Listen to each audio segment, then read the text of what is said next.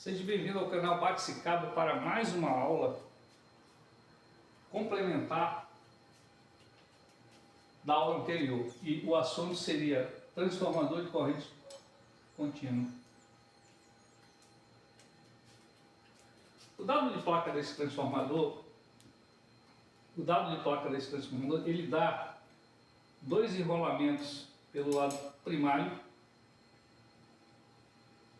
e vários enrolamentos pelo lado secundário.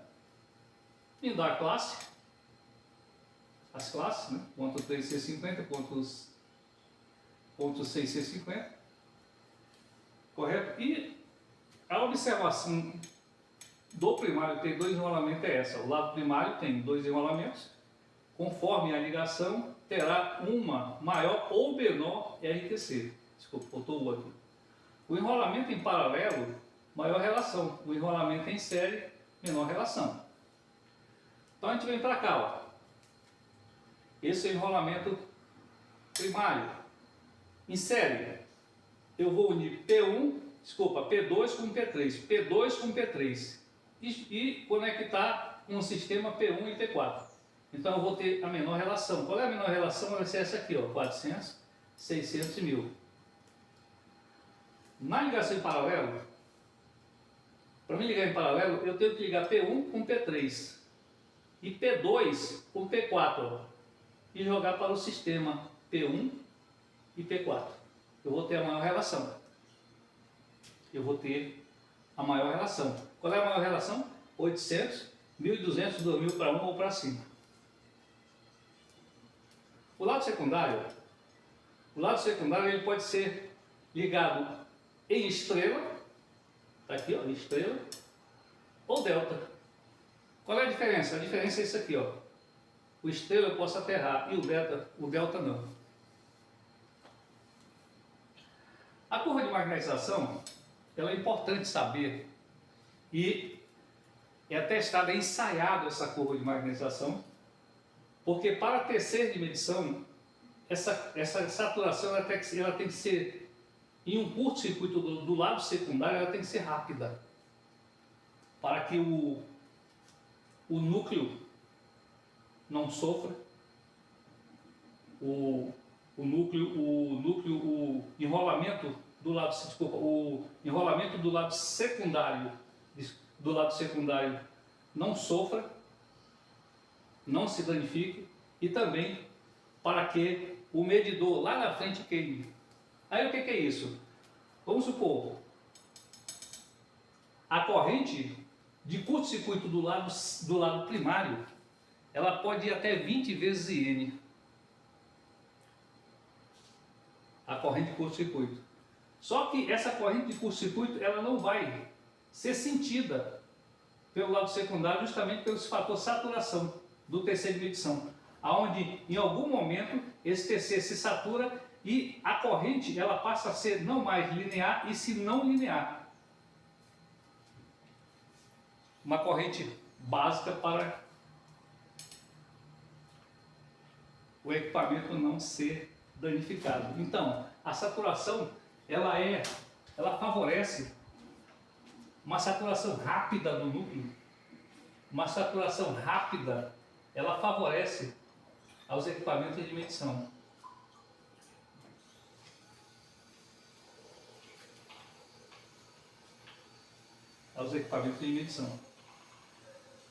A tabela de utilização dos T6, ó. Correto? Classe de exatidão está aqui, né? Então vamos lá, olha só. Melhor que ponto 3, classe de exatidão, ó. Melhor que ponto 3 é abaixo de ponto 3, ponto 2, ponto 1. Então ele está para T6 padrão, medição de laboratório, medições especiais. Correto? Medições especiais pode ser para uma medição de fronteira entre duas empresas, uma concessionária geradora e outra concessionária distribuidora.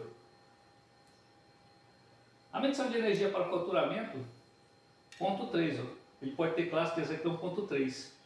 E a classe de exatidão ponto 6 ou ponto 1, ponto 2, ponto 6 e 1.2, ele pode ser para medição sem faturamento, alimentar instrumento de medição, amperímetros e alimentar relés de proteção. Logo, a gente vem para cá, ó, a gente percebe que se eu for ligar o enrolamento para medição seria esse aqui, 03C50. E para proteção seria o 06C50. Correto?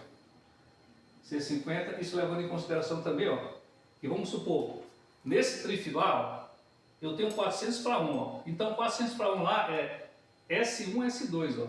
S1, S2, ó. Mas se eu quiser 800, claro, aí vai definir, quem vai me definir vai ser essa ligação aqui, se sério ou em paralelo. Vai permanecer S1, S2. Mas se eu quero 600 ou 1200, vai ser S2 e S3, ó. Eu vou ter que trabalhar com S2 e S3 para poder chegar nisso aqui, no estrela. Eu vou ter que trabalhar, se for para mais 1000 ou 2000, S1, S3, ó, para poder chegar em estrela ou delta. E a polaridade? É um ensaio também que é feito, que é necessário que o técnico conheça, né? Justamente porque ele vai me definir o fluxo, ó. Tá vendo essa corrente I aqui, ó? Essa corrente I, ela vem, entra em P1 e sai em S1.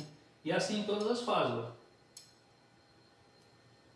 Então é necessário saber a polaridade de todos os T6, porque são T6 separados, né?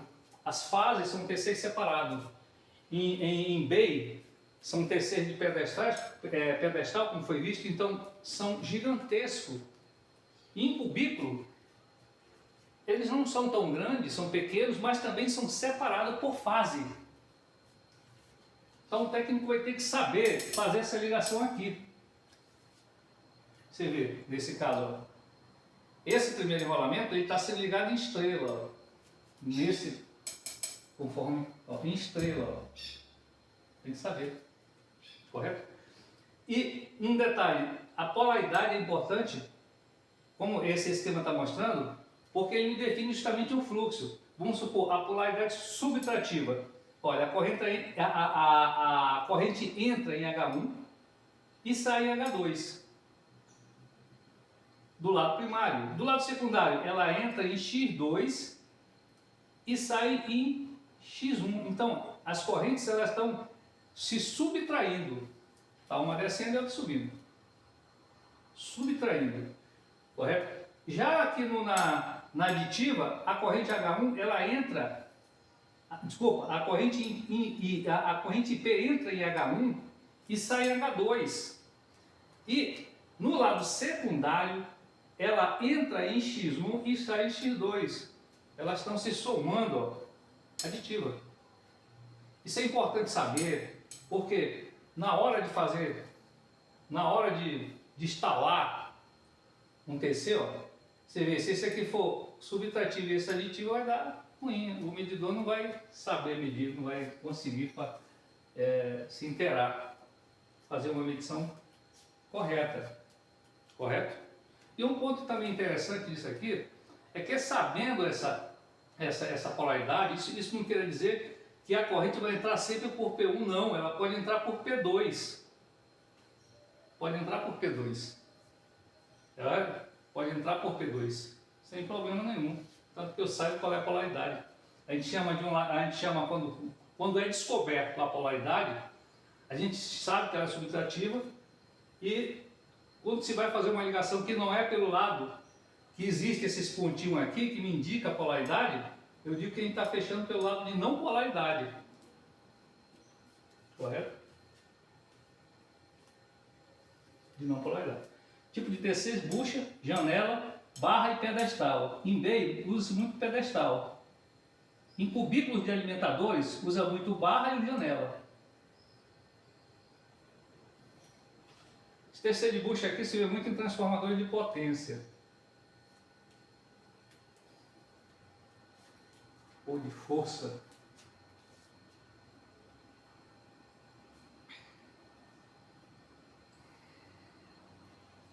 Análise do circuito de medição. Eu pus aqui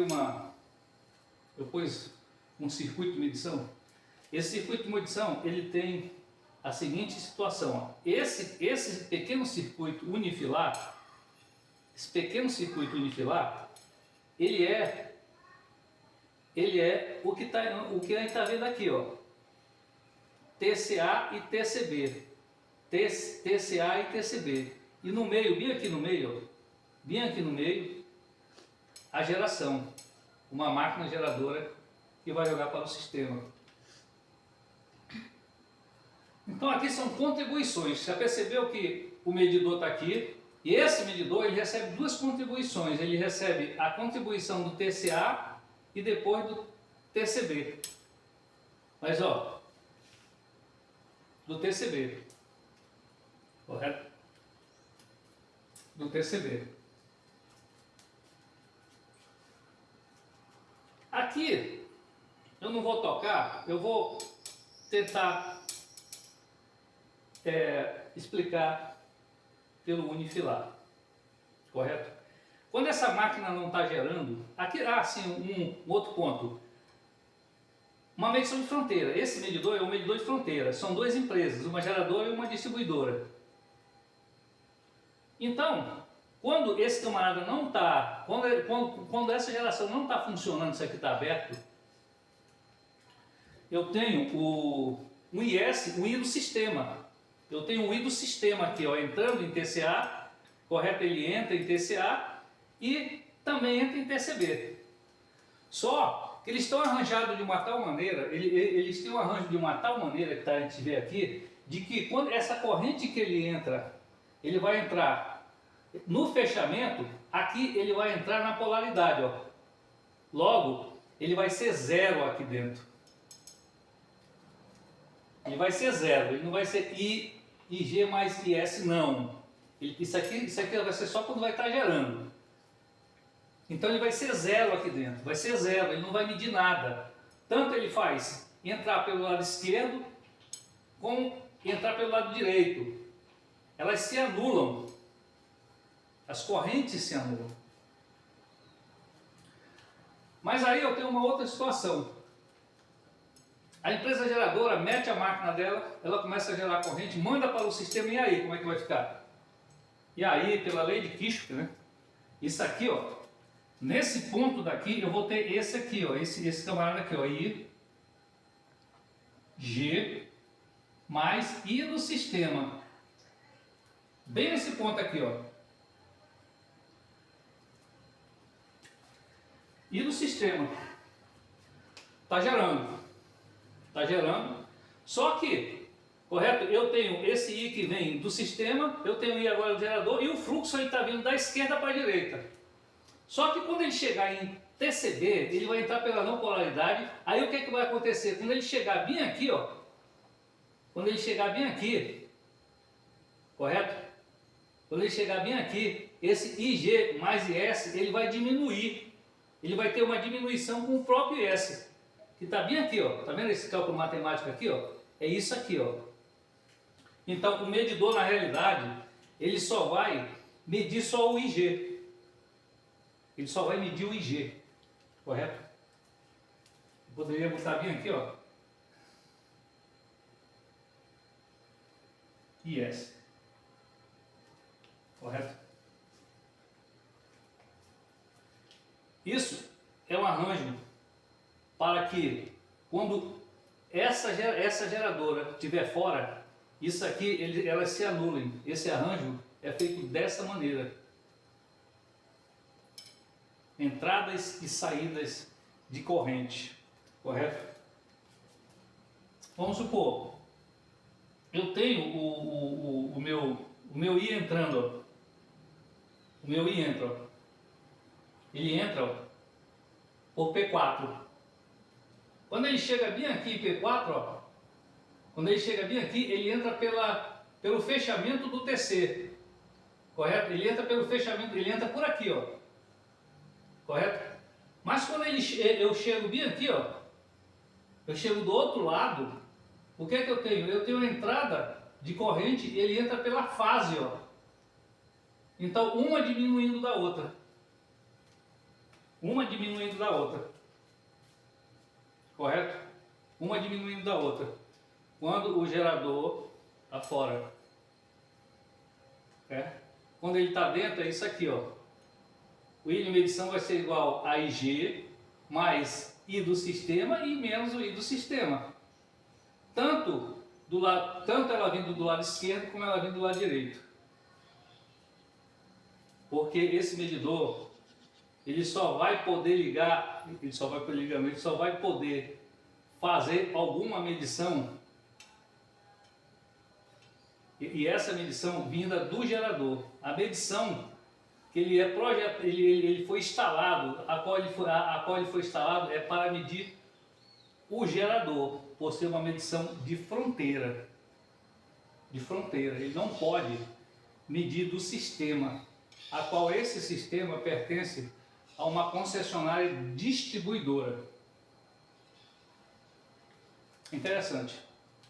Isso aqui é com mais detalhe, trazendo para mostrar para vocês com mais detalhe, porque isso aqui só é um básico de como é interessante essa parte de medição e suas contribuições para o sistema, onde ele envolve também a lei de Kirchhoff, correto? E de como é que é simplório, mas ao mesmo tempo bonito, essa área da eletricidade, a qual eu tive o prazer de não só aprender, mas de trabalhar com grandes profissionais e também de ter aprendido essa parte assim importante da eletricidade, que é trabalhar com medição de energia, e principalmente quando envolve duas empresas, porque esse esqueminha daqui que vocês estão vendo, ele até hoje está lá funcionando. Ele é um esquema real.